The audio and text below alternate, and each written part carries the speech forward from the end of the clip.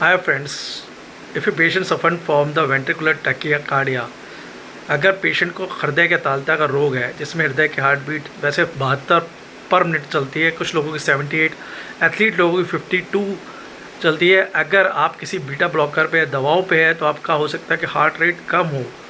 तो अगर आपको लगता है कि ऐसी कंडीशन हो रही है तो आप एक चीज़ कर सकते हैं, जैसे कहते हैं वेल्सोवा मैनवर।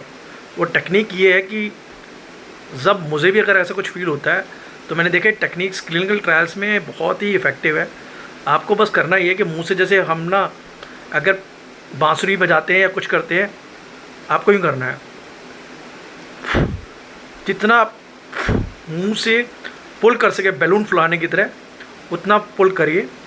आप महसूस करेंगे आपकी हार्ट बीटिंग काफ़ी हद तक होगा। दूसरा होता है कैरोटिड मसाज।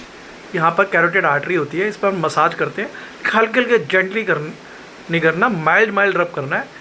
इससे आपका हार्ट रेट कम होगा, पल्स रेट कम होगा और आप ना बिल्कुल फील बेटर करेंगे। अगर इन केस आपको उसके बाद भी नहीं होता है तो आप कार्डियोलॉजिस्ट को दिखाएं और ईसीजी करवाएं कम से कम। कई बार ईसीजी भी नहीं होती तो आप ना सबसे बेस्ट है ईको ज़रूर परफॉर्म कराएं।